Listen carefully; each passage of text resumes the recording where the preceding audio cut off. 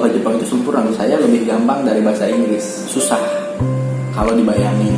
Bahasa Jepang itu saya benar-benar nol sekali. Jepang itu nggak mudah ya, nggak seindah foto profil yang ada yang sudah di Jepang ya.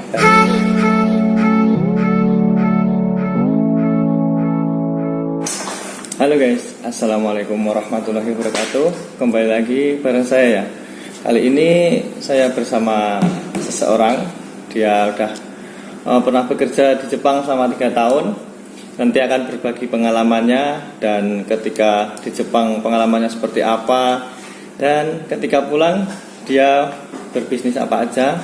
Dan tentunya kita mintain pesan dan kesan buat teman-teman yang masih di Jepang dan teman-teman yang mau ke Jepang juga. Oke? Sebelumnya jangan lupa like, subscribe, and share ya teman-teman. Oke, langsung aja ya. Kita mulai tanya jawabnya. Oke, kita bareng Eko Sensei. Hai. Monggo dipersilahkan perkenalkan. Oke, perkenalkan nama saya Eko Fujianto. Asal saya dari Subang. Ya benar tadi kata Hamid Sang ya, saya pernah ke Jepang 3 tahun, dan itu terjadi ketika kapan ya? Ketika 4 tahun yang lalu. Saya pulangnya 4 tahun yang lalu. Nah berarti 7 tahun yang lalu saya baru ke Jepang kan gitu. 2015an tadi. 2014 teman-teman. Oke, langsung kita tanya langsung kita tanya aja ya teman-teman ya. Eko Sensei kenapa memilih ke Jepang? Atau di Indonesia susah cari kerjaan, atau emang dari sekolah dari kecil pengen ke Jepang? Karena dulu itu waktu saya ke Jepang itu emang kebetulan pas lulus sekolahnya, jadi belum tahu dunia kerja itu seperti apa. Jadi saya ke Jepang tuh sebenarnya nggak ada alasannya. Saya cuman pertama kali itu ngikutin tes untuk bekerja itu hanya kalau bahasa kita iseng, coba-coba. Iya. Nah setelah ikut tes ternyata lolos gitu. Jadi untuk masalah susah dapat kerja atau enggak itu saya belum mengalami waktu itu, karena saya masih sekolah juga gitu. Tapi dari teman-teman, tetangga atau kerabat itu ada enggak yang udah ke Jepang gitu? Belum ada. Makanya berarti Sensei yang pertama gitu. Pionir dari sekolah, pionir dari kampung juga gitu. Ya. Itu tadi ya teman-teman. Lalu ikut jalur swasta atau negeri Sensei? Untuk saya itu dulu jalur swasta ya. Jalur swasta. Jadi kalau untuk negeri saya belum ada tahu juga ya. Itu pun gara-gara swastanya ini bekerja sama dengan sekolah. Makanya saya nggak tahu caranya ke Jepang itu, nggak tahu. Ya iseng aja. Makanya waktu dulu tuh ya hanya coba-coba untuk tes kerja. Kebetulan langsung hoki. Langsung keterima ya. Keterima ya. Alhamdulillah. Di Jepang dapat job apa saja? Di Jepang itu saya dapat job ya di bidang otomotif juga ya. Saya di bagian perakitan spare part mobil. Perjuangannya seperti apa sih? Ketika pengen ke Jepang itu perjalanannya itu susah atau lancar? Kadang-kadang ada yang ada aja halangan buat kita ke sana. Yang pasti untuk ke Jepang itu nggak mudah ya, nggak seindah foto profil yang ada di itu yang diupload di fotonya. Tentunya banyak sekali perjuangan ya, mulai dari tes fisik yang kita tidak terbiasa untuk fisik itu kan harus dipersiapkan. Terus juga untuk belajar bahasa Jepang kan kebetulan saya di sekolahnya sama sekali nggak ada pelajaran bahasa Jepang, nggak ada. Malahan yang ada bahasa Jerman. Yeah. Makanya jadi di bahasa Jepang tuh saya benar-benar nol sekali. Sempat minder juga, kayaknya nggak bakalan lolos ke berikutnya nih kayaknya pas tes pertama aja kayaknya udah pulang nih. Ternyata setelah kita coba, setelah kita kerja keras dan tentunya rajin menghafal ya, alhamdulillah lolos juga kan. Menurut Sensei susah nggak Sensei belajar bahasa Jepang? Pertama kali sih pesan saya ya, susah kalau dibayangin. Nah ketika saya masuk ke pelatihan ya, yang pelatihan dasar itu saya menemukan Sensei yang enak gitu. Cara penyampaiannya enak, cara membimbingnya enak ya, itu menjadikan siswa itu mudah gitu untuk belajar. Nah ternyata setelah menjalaninya ternyata lebih gampang dari bahasa Inggris kayak gitu. Kenapa? Ya mungkin ya itu tuntutan tekanan mungkin ya, tekanan untuk bisa kayak gitu. Berarti dari kita tentang guru seperti apa atau metode belajarnya seperti apa itu pengaruh ya sendiri? Sangat pengaruh ya. Contohnya ketika kita belajar matematika kan ya. Kalau senseinya tidak kita suka itu susah banget buat menyerapnya. Tapi kebalikannya ketika sensei enak menjelasinya terus care terus baik lah ya dalam hal segi menyampaikan gitu. Ya kita bisa. Berarti itu tadi. Tapi untuk teman-teman semua ini sih, kan Indonesia kan peminat belajar bahasa Jepangnya juga banyak. Yang terpenting buat belajar bahasa Jepang itu apa sih? Motivasinya itu. Yang terpenting sih ikuti instruksi, terus tambah jam-jam pelajaran di luar pelajaran. Maksudnya tuh ketika kita belajar reguler kan setiap hari Senin sampai Jumat atau Senin sampai Sabtu itu, nah ditambah lagi ketika malam pun ya ditambah. Karena dalam bahasa itu yang terpenting itu hafalan. Yang kedua praktek. Nah kita belajar teori itu terus kalau misalnya kita nggak dikeluarkan di mulut kita itu akan susah untuk menghafalnya.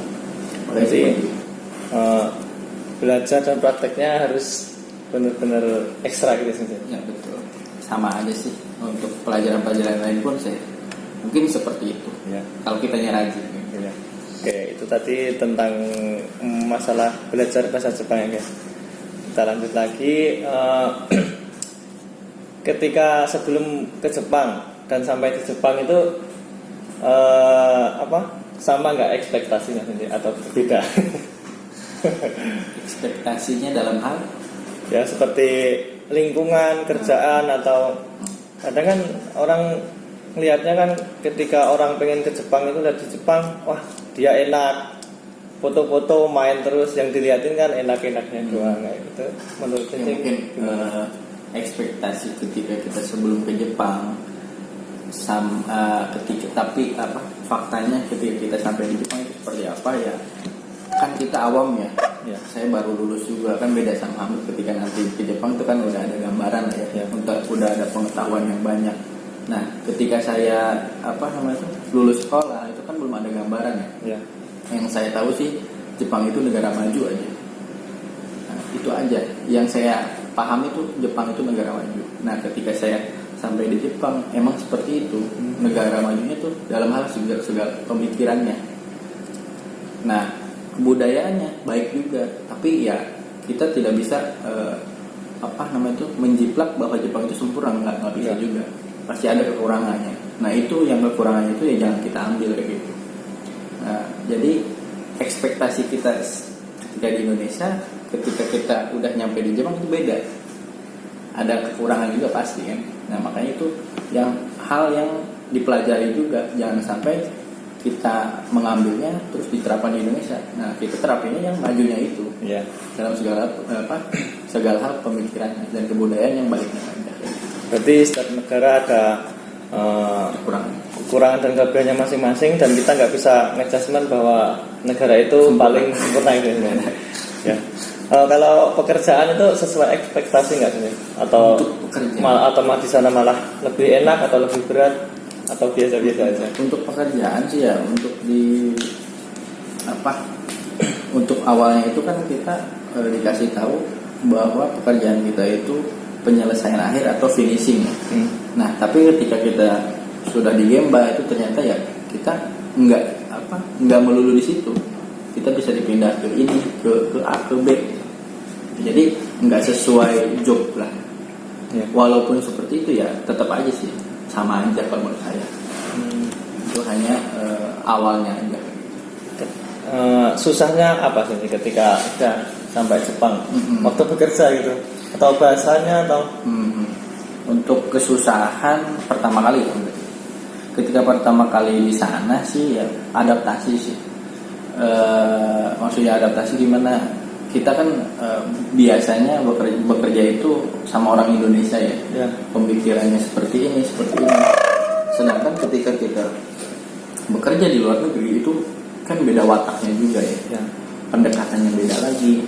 Nah itu dalam hal segi adaptasi aja. Kalau untuk bahasa itu ya kita hanya memahami apa yang diperintahkan saja, itu udah cukup untuk bekerja ya. Kalau dalam hal segi komunikasi yang lain ya itu beda lagi kayak gitu. Kendalanya adaptasi aja. Iya. Kalau ini saja, orang-orangnya gimana? Ramah atau sama kayak di Indonesia, ada yang ramah, ada yang cuek, ada yang Nah, etos kerja orang Jepang itu termasuk bagus kalau menurut saya. Mereka itu ketika bekerja, mereka itu menerapkan etos yang tinggi. Makanya orang Jepang itu terkenal kibishi atau tegas. Mereka itu tegas ketika bekerja, tapi ketika di luar itu beda lagi. Bahkan mereka kalau di luar itu friendly, apalagi kalau kita udah akrab gitu. Nah, jadi bedanya itu di situ, etos kerjanya. Jadi profesional. Berarti di Jepang itu ketika kerja temennya itu cuma ya udah sebatas teman kerja gitu ya. Betul. Nggak ada kita ketemu ngobrol nggak ada. Nggak. Tapi ketika di luar Ngopi ngopi bareng kayak gitu. Ngopi Ya. bareng itu ya. Itu sangat enak sih kalau Berarti udah di sangat luar enak. ya, sangat profesional ya jadinya. Tapi kalau di dalam ya begitu lah. Ya. Satu lagi nih. Ketika di Jepang apa ini yang membuat sensei paling seneng atau paling bahagia, atau dari gaji, dari teman-teman udah menilai nih, dia udah di Jepang nih sekarang enak, atau Yang paling seneng ya, kita tidak munafik ya. Ya. Pasti ya dalam segi nominal pasti kita kan berbeda jauh dengan Kyoto-nya di Jepang ya. Ya. Walaupun kita sebagai magang juga ya. Jadi kita tuh bukan profesional di sana. Jadi mungkin ya orang Jepang pasti lebih gede kan ya, Ya. karena mereka profesional. Nah, kita sebagai magang itu udah lumayan lah daripada gaji kita yang di Indonesia. Nah itu dalam segi nominal ya, itu senang juga. Terus yang kedua itu dalam segi kebudayaan, misal kebersihan, kedisiplinan, itu benar-benar membuat kita itu termotivasi untuk mengikuti. Bahkan ketika saya pulang dari Jepang itu bahkan stres saya ketika pulang ke Indonesia, malah jadi ya kayak menyesuaikan kotor lagi dan sebagainya gitu. Terus yang ketiga itu ya sama liburan. Kita kan gak melulu harus kerja terus, nyari duit terus, lembur terus, nggak boleh juga kan. Biar nggak stres selama 3 tahun ya sempatin lah, bisa 1 bulan sekali, bisa setiap libur panjang itu disempatin ya buat wisata. Kenapa wisata di sana itu enak? Karena praktis. Ya. Bisnisnya di kita kan ribet kan, yang ribetnya minta ampun. Kita harus keluar pulau dan lain sebagainya kan, itu benar-benar jauh. Yang kalau di Jepang itu boleh tinggal naik kereta aja gitu ya. Tadi kan sensei bilang ketika pulang ke Indonesia agak stres ya, menyesuaikan lagi kotor. Di Jepang itu kebersihannya itu dari semua titik atau seperti yang di Indonesia, kadang ada yang kotor, ada yang bersih, atau memang hampir mirip-mirip gitu? Beda jauh ya pastinya. Kenapa? Hampir semuanya sampah, bekas makanan atau plastik, kertas itu nggak ada. Kalau di jalanan Jepang, di lingkungannya itu nggak ada. Ya paling ada ya daun-daun yang berguguran aja gitu kan. Ya, itu bukan sama manusia kan ya, dijatuhinnya. Nah itu aja sih. Jadi beda jauhnya tuh banget gitu. Dalam segi hal kebersihan. Terus ya masalah buang sampah juga kan di sana lebih disiplin. Bahkan ada jadwalnya. Kalau di kita kan ya udah campurin aja. Jadwalnya seperti apa? Jadwalnya misal kita beda-beda kota sih. Kalau beda kota itu beda jadwal juga. Jadi gimana kebijakan wali kota kayak gitu. Nah misalnya di Jepang itu kan harus dipisahin si sampahnya itu. Misal ada plastik, ada kertas, ada bahan-bahan racun dan lain sebagainya itu dipisahin. Nah ngebuangnya itu dijadwal. Hari Senin sampah plastik, hari Selasa sampah kertas misal dan sebagainya kayak gitu. Jadi dijadwal. Nah iya. Berarti kalau teman-teman ya nggak bisa buang sampah sembarangan ya teman. Tadi ada plastik, B3 dan apa saja?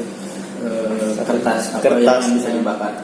Nah seandainya nih kan tadi kita buang plastik umpamanya di hari Senin, kita buang kertas itu gimana sih? Diambil atau masih dibiarin di Nah, situ? sepengetahuan saya sih kalau misalnya beda ya jadwalnya apa, buangnya apa, Ya. itu biasanya nggak diangkut. Atau mungkin kalau misalnya tahu si petugas sampahnya itu sampah siapa, biasanya dibalikin lagi ke rumahnya. Ini sangat-sangat berat dan malu loh pasti. Ya. Kalau kayak gitu berulang-ulang terus gitu, katanya Jepang kan serba kayak dikit-dikit dilaporin, dikit-dikit itu benar sih? Gimana ya? Ya itu Apa kena sanksi gitu? maksudnya untuk yang buang sampah Iya. apa yang kegiatan yang lain? Kegiatan ya sama kegiatan yang lain. Sama yang kegiatan lain itu pernah sih dulu mengalami ada teman saya sih, bukan saya. Teman saya itu ya sembarangan lah minta foto ya. Dia ketemu sama anak kecil, minta foto sama anak kecil itu. Nah ternyata besok-besoknya itu mungkin anak kecilnya bilang kali ya, ada yang minta foto orang asing dan lain sebagainya, didatangi sama polisi. Ya mungkin itu dilaporin ya. Nah itu jadi kalau di Jepang itu nggak bisa sembarangan kita ngambil foto.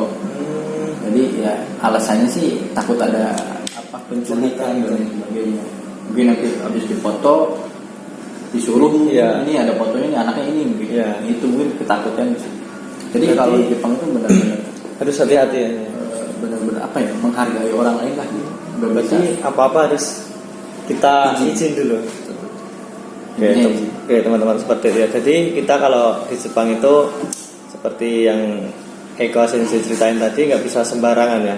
Berarti dikit-dikit itu bisa jadi seperti tindak kejahatan ya. Sensei? Betul. Nanti kita bisa dilaporin polisi guys. Oke. Tadi udah tentang lingkungan ya guys. Sekarang ibadah Sensei. Gimana katanya kan sudah susah. Saya juga sering nanya ke teman-teman itu yang bekerja di pabrik itu kadang ada yang sama sekali nggak bisa ibadah, mau sholat pun susah. Ada juga yang perusahaannya itu nyiapin tempat buat dia beribadah gitu. Kalau Sensei sendiri gimana? Kebetulan untuk di perusahaan saya itu dulu saya susah sih untuk ibadah ya. Kenapa susah? Yaitu perusahaan saya itu mengambil rata lah ya, nggak mau menyiapkan tempat ibadah buat kita, buat orang Indonesia yang notabene agama kita tuh Islam ya, harus sholat 5 waktu. Nah makanya kalau di pabrik itu mereka nggak ngasih tempat. Tapi kalau di Apato tuh mereka kasih tempat, ada ruangan dikasih. Satu ruangan yang kosong itu dikasih. Ya, gratis lah buat sholat. Cuman kalau di pabrik itu dia mengambil rata aja gitu. Maksudnya mengambil rata gimana, kan di pabrik itu kan banyak agama ya. Mungkin ada orang Jepang agama ini, ada orang asing yang lain agamanya ini, jadi nggak mau memfasilitasi itu. Jadi ya mengambil rata biar adil lah kayak gitu. Tapi nggak dilarang kalaupun kita mau sholat ya sholat aja. Cuman kita ya pinter-pinter aja nyari tempat dan kesempatan. Dan yang satu lagi jangan sampai mengganggu kerjaan. Makanya ketika kita istirahat siang, kalau mau tidur ya tidur aja itu. Ya dulu sih saya ada tempat deket pintu kayak gitu. Ya, jadi halangan pintu, ya di sana saya sholat. Lumayan susah untuk sholat. Oh iya. Berarti kita harus ini ya, apa namanya? Seenggaknya mau sholat itu ngomong dulu ke pimpinan kita. Kalau mau sih ya izin. Karena kita baru pertama kali ke sana, izin aja dulu baik-baik, tapi izinnya baik-baik, jangan ngotot. Kalau ngotot ya siapa yang mau ngasih gitu kan ya. Berarti boleh nggak boleh? Iya. Boleh nggak boleh kita ngomong, kalau nggak boleh ya udah. Kalau boleh ya yang penting ngomong dulu. kan ya. Jadi ngomong aja pelan-pelan kayak gitu. Iya. Atau dikasih. Tapi saya dulu di pabrik gimana? Langsung ngomong dikasih tempat atau? Pernah ngomong. Cuman itu tanggapannya mengambil rata, bukannya nggak mau ngasih.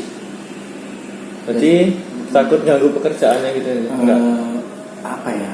Kalau dari kita mah sirik. Oh, kayak Jadi kecemburuan gitu ya? Jadi kalau misalnya kita dikasih tempat buat sholat ya orang lain juga harus dikasih tempat ibadah yang lain, maksudnya gitu. Itu sih tanggapannya. Cuman kalau yang atau itu dikasih. Nah itu tadi ketika di perusahaannya guys. Tapi kan semua perusahaan itu nggak sama, yang kebijakannya itu berbeda-beda, tergantung kita sendiri yang gimana caranya agar bisa beribadah. Oke, kita lanjut lagi ke pertanyaan berikutnya ya. Nah, ketika di Jepang, saya kan selama 3 tahun. Ketika sebelum pulang itu, ketika masih di Jepang sebelum pulang, punya pikiran nggak di Indonesia pengen apa, pengen bangun apa, itu saat apa, atau di sana cuma seneng-seneng doang nggak mikirin ketika pulang? Nah ini benar-benar apa? Kalau menurut saya ini merupakan penyesalan saya juga ya. Kenapa? Karena saya ke Jepangnya itu ketika saya baru lulus sekolah. Jadi untuk basic mengelola uang buat apa itu jadi ya apa namanya itu Masih awam gitu. masih awam, masih bingung. Ini uang sebanyak ini buat diapain gitu kan ya. Jadi ya itu jujur dulu itu belum kepikiran. Jadi saya kepikirannya cuman ketika pulang dari Jepang ya ingin membuat sesuatu gitu. Tapi sesuatunya itu apa? Ya. Itu harus ada planningnya. Makanya pelajaran buat yang mau ke Jepang itu dipikirin tuh dari sekarang gitu. Sebelum ke Jepang jadi harus ada planning seperti itu. Tapi ketika di Jepang itu cuma menikmati ketika libur kita main atau karena kita kan masih muda Iya. ya, nggak ada pikiran buat nikah cepet dan lain sebagainya itu nggak ada. Jadi ya udah nikmatin seneng-seneng dulu. Kerjaannya yang penting bisa, nggak bikin masalah, peraturannya ditaatin, waktunya libur ya libur kayak gitu. Itu aja sih, enjoy ya.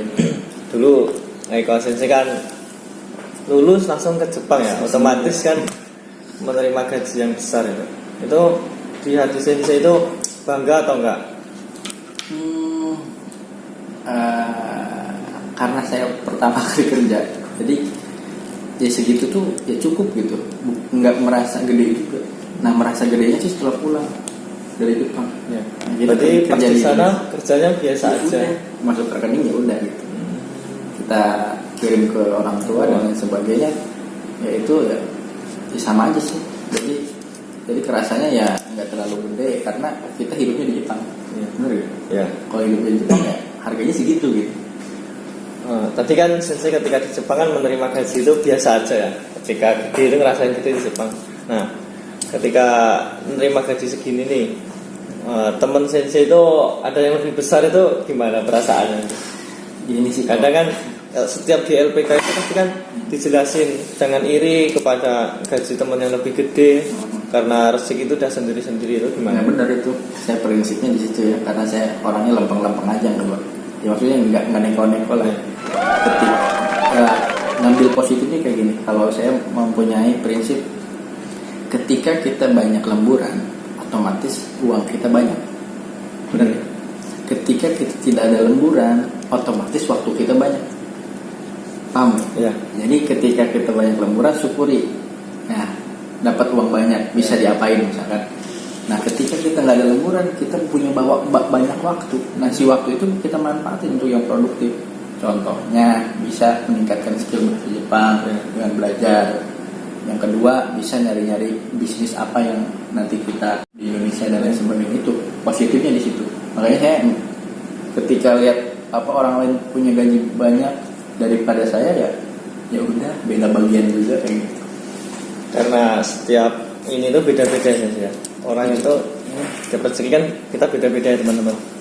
Jadi kesimpulannya berarti yang teman-teman ketika mungkin lemburannya kurang bisa ningkatin waktu buat belajar ya, buat Positifnya di situ. Positifnya buat melakukan hal-hal yang positif lah. Kita juga bisa istirahat dan yang banyak lembur tentunya pasti badan capek ya. Tapi senangnya kan banyak duit. Oke, tadi itu ya tentang lemburan. Nah ini kan saya udah pulang nih. Cerita sedikit ketika pulang sampai saat ini tuh udah menjalankan bisnis atau usaha apa aja? Kalau untuk bisnis saya dari dulu sih ingin terjun total ya.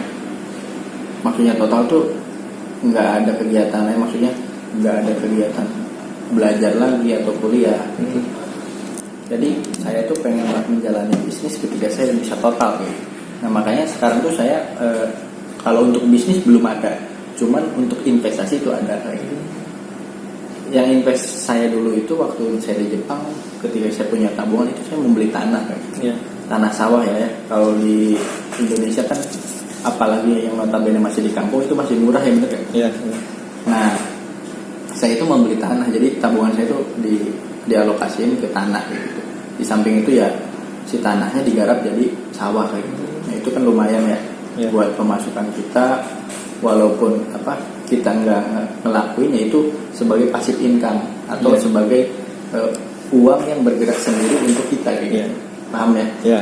Nah itu di samping itu kenaikan harga tanah pasti setiap tahunnya pasti naik kayak gitu. Apalagi kalau kita pernah mendengar kan di Jawa itu kan ada yang dibebasin lahannya itu untuk Pertamina. Nah itu kenapa saya membeli tanah itu, yaitu kita jual ketika di waktu yang tepat kayak gitu. Siapa tahu kan tanah saya juga dibebasin kayak gitu kan, yang nggak tahu kan ya, pasti berkali-kali lipat kayak gitu.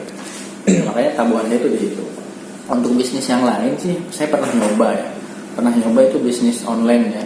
Kenapa saya pengen bisnis online? Selain di samping bisa dikerjakan ketika saya melakukan aktivitas lain, bisnis online itu sekarang itu memang udah tren, kesempatan emas buat kita yang nggak punya modal banyak, itu bisa berjualan kayak gitu. Nah itu saya juga pernah kayak gitu.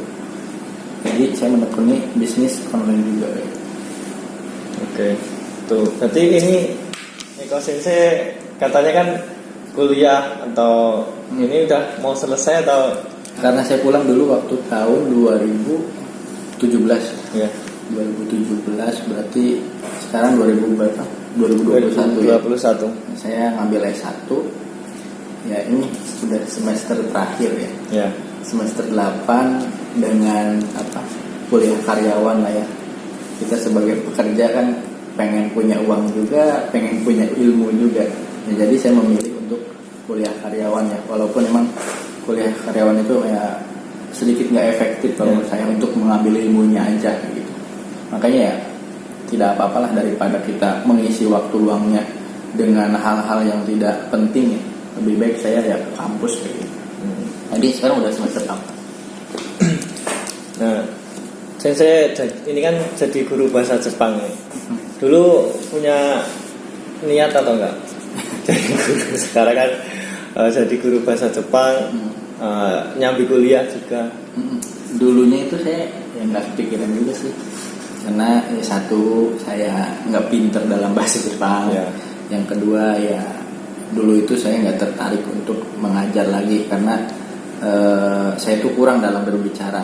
Nah sedikit demi sedikit ya ternyata ya bisa juga jadi sensei kayak gitu kan ya. Yang pertama yang kenapa saya pengen jadi sensei, yang pertama itu saya nggak mau melupakan bahasa Jepang. Ketika saya bekerja tidak ada hubungannya dengan bahasa Jepang pasti lupa, bener gak? Iya. Di rumah aja sebulan jadi sia-sia hilang semua lagi. Itu yang ke-1. Yang kedua ya ingin ya mencari amal di sela-sela saya bekerja. Kan beda kalau kita di pabrik kan kita nggak ada komunikasi, kita nggak bisa sharing, kita nggak bisa menginspirasi orang dan lain sebagainya, kan nggak bisa ya. Ya siapa tahu ketika saya jadi sensei kan bisa sharing kayak gini ya menggugah yang saya ajari itu untuk menerapkan hal-hal baik dari saya kayak gitu. Menyatukan ilmu yang bermanfaat. Pengennya sih seperti itu. Tapi kan kebanyakan ya saya juga yang namanya orang ya banyak kekurangannya kayak gitu. Terus yang ketiga sih untuk yang ketiga yaitu untuk meningkatkan bahasa Jepang saya. Siapa tahu kan ketika saya mengajar ya saya banyak waktu untuk belajar lagi, melakukan tahap yang berikutnya ya lebih tinggi lagi. Kan ada N1, N2 gitu. Tadi kan di Jepang susah ibadah. Sensei sendiri kan juga Muslim ya. Cara jaga ibadah sensei ini gimana? Apa memang kadang kan orang itu cuma sholat doang, gitu, kita nggak punya target. Bahwa sholat ini juga menentukan kesuksesan kita. Itu menurut sensei gimana? Ya itu hikmahnya ketika saya di Jepang ya. Kan beda ya, ketika kita di Indonesia kita mayoritas, Tapi ketika kita di Jepang itu kita minoritas. Ya. Sampai minoritas di mana? Ya ibadahnya susah, benar kan? Nah itu saya banyak mengambil pelajaran di situ. Di samping saya berteman dengan orang-orang yang memang taat ibadah ya. Mereka kenapa sih taat ibadah? Sedangkan saya dulu waktu di Jepang, awal-awal di Jepang tuh saya malas banget gitu kan buat sholat. Ya. Nah itu saya mikir ketika saya pulang dari kerja tuh saya mikir orang-orang kenapa belajar Al-Qur'annya baca Al-Qur'annya rajin, sholatnya rajin. Oh iya ya mungkin saya Islamnya keturunan. Ya. Saya Islamnya cuma dipindahin doang dari orang tua saya. Saya nggak tahu. Saya kenapa Islam tuh saya nggak tahu, kayak bener nggak? Ya. Nah makanya, disitulah manfaatnya ketika kita merenung ya. Kita merenung, kita memikirkan kenapa sih saya Islam. Nah di situ saya menggali kenapa saya Islam. Dimulai dari nonton video-videonya Ustadz Zakir Naik. Terus dari situ, oh iya, saya tahu kenapa saya Islam. Kan Islam yang paling benar kan. Nah, ketika kita pengen tahu Islam itu benar enggaknya tuh bukan ngelihat dari orangnya, bukan melihat dari penganutnya. Ya. Karena kan yang penganutnya kayak saya nih, Ya. kan banyak yang ngelakuin kesalahan kan ya. Padahal sama agama gak boleh kita lakuin, benar kan? Ya. Nah, satu-satunya yang kita bisa cari itu Islam itu benar enggaknya ya di kitabnya, di Al-Qur'annya. Ya. Begitupun dengan agama-agama yang lain ya, lihat aja kitabnya, jangan ngeliat penganutnya kayak gitu. Nah, disitulah saya mulai merasakan bangga ya ketika saya minoritas, tapi saya bisa ngelakuin sholat di mana aja. Maksudnya di mana aja? Ya kita nggak melulu harus di masjid, benar gak? Ya. Ketika kita main ke mall ya di mall, walaupun nggak ada masjidnya. Kita main ke gunung atau main ski, Ya. snowboard, kita sholatnya di gunung, Ya. benar gak? Terus yang lainnya ya banyak gitu. Ketika futsal dan lain sebagainya. Berarti Sensei juga sampai sekarang menjaga dan mendalami. Ya pastilah saya Karena, masih belajar ya, karena itu gimana sih kita harus bangga sebagai orang Islam gitu kan ya. Satu lagi, jangan melihat orang Islam itu di orangnya. Misal Islam teroris, Ya. kan itu orangnya yang salah. Ya. Kita cek dulu nih di Al-Qur'an ada nggak suruh ngebom? Nggak ada. Kayak gitu dan sebagainya. Jadi kita ya terus belajar lah. Biar kita lebih bangga dan kita lebih menikmati ketika kita menjalani sebuah perintah. Ya buat teman-teman yang terutama yang mau ke Jepang ya, kan di sana mungkin kita jadi minoritas, kita sendiri harus pintar-pintar menjaga ibadah kita, karena kita bisa ke Jepang juga tidak luput dari campur tangan Allah Subhanahu Wa Taala. Satu lagi nih Sensei, dulu ada nggak sesuatu yang pengen Sensei lakuin atau Sensei sesali? Kenapa sih saya nggak melakukan dari dulu gitu? Ada Banyak.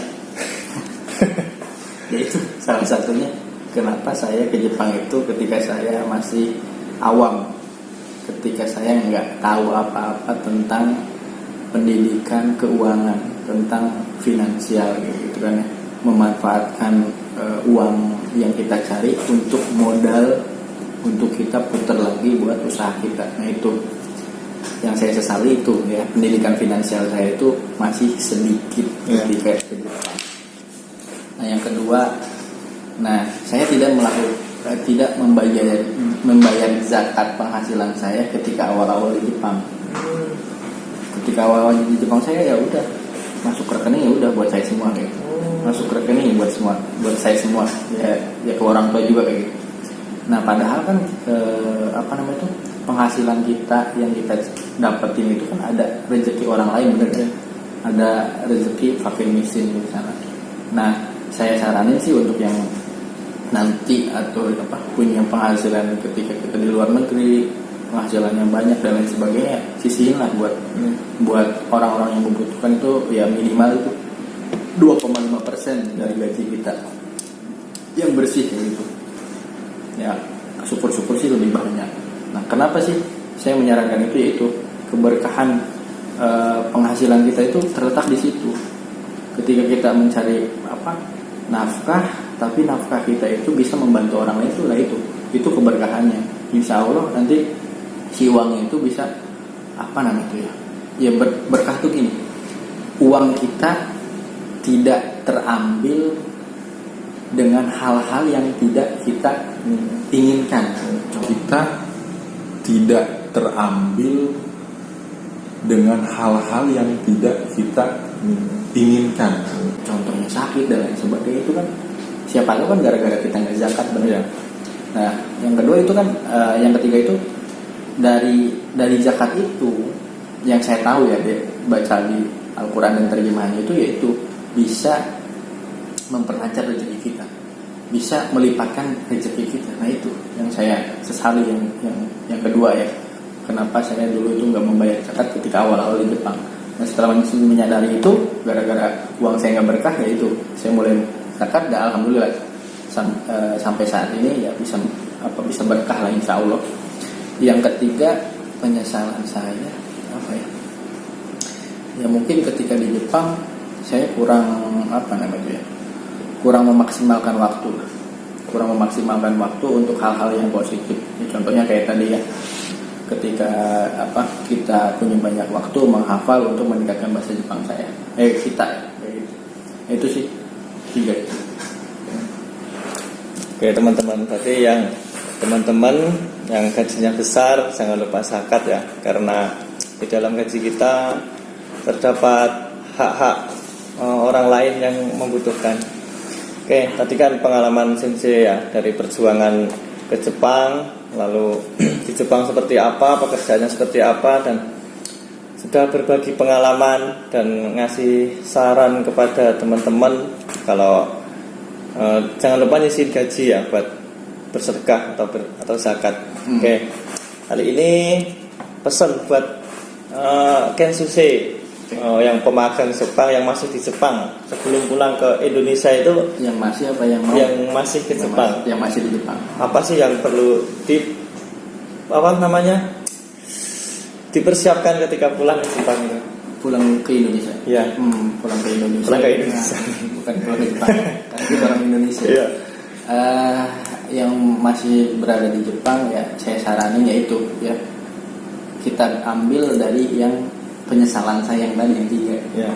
Nah, di modal kita itu usahakan kita bangun passive income buat kita nanti pulang ke Indonesia. Maksudnya ya kita beli anak, kita beli emas. Nah, itu kan kenaikan harganya tuh biasanya konstan ya. Kalau emas dan tanah. Nah, kalau bisa kita juga mendalami pendidikan finansialnya yang lain. Contohnya kayak investasi saham. Tapi sahamnya jangan yang bodong ya, jangan yang ini setahun imbal hasilnya 100% misal. Itu beda ya. Kita cari di YouTube ya, kita cari tahu investasi yang resmi gitu kan. Contohnya kalau di Bursa Efek Indonesia kayak gitu. Nah, investasi juga ada macam halnya, bukan cuma investasi saham aja. Di sana ada reksadana, ada deposito, ya itu di samping itu saham juga ada, terus obligasi, ya. Nah, ada juga sukuk. Nah, jangan khawatir, kita sebagai orang Islam, nah di sana juga ada pasar syariah, ya, ada pasar saham syariah. Jadi kita bisa menerapkannya sesuai syariah. Jadi ya ada juga aturannya yang sudah disahkan oleh MUI. Jadi ya itu bisa kita jadikan passive income kita. Jadi uang kita daripada dihasilkan kan lebih baik dibelikan ke pasar saham kayak gitu kan ya, karena kenaikannya juga ya lumayan kalau misalnya kita jangka panjang ya. Nah, terus sebelum pulang sih kalau bisa sih bahasa Jepangnya udah mumpuni ya, minimal yang 3 ya. Syukur-syukur udah yang 1 lah kayak gitu ya, tengah-tengahnya yang 2 lah ya, lumayan kayak gitu. Berarti ketika pulang kita bisa mau ngelamar lagi di Indonesia silahkan, mau ke Jepang lagi silahkan ya.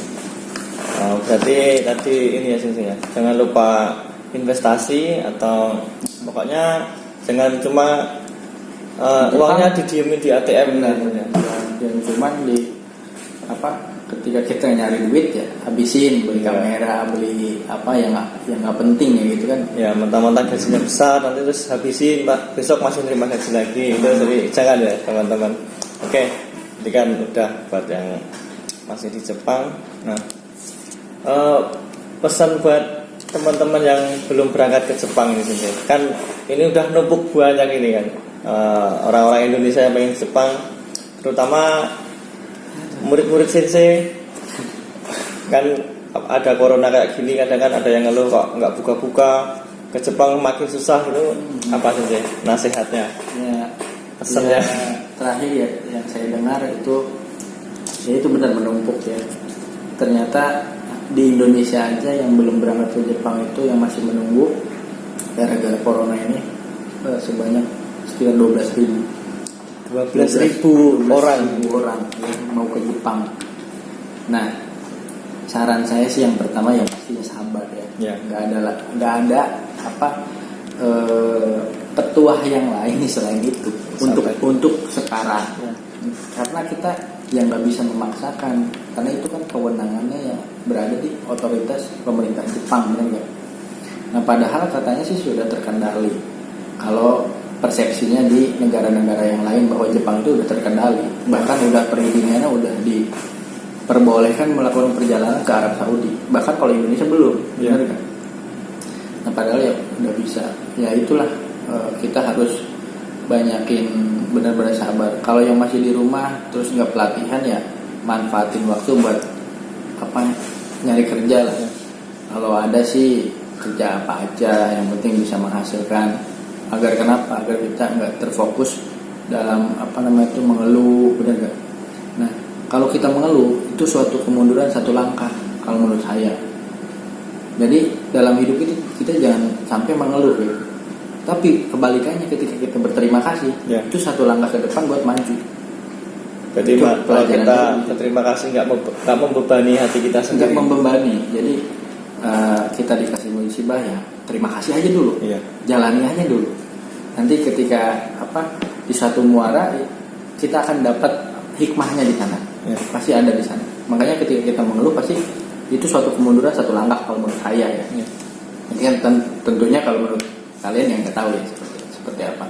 Nah, yang ketiga perbanyak lagi untuk belajar bahasa Jepangnya. Siapa tahu ketika nanti sudah nyampe di Jepang ya siapa tahu langsung N2 kan.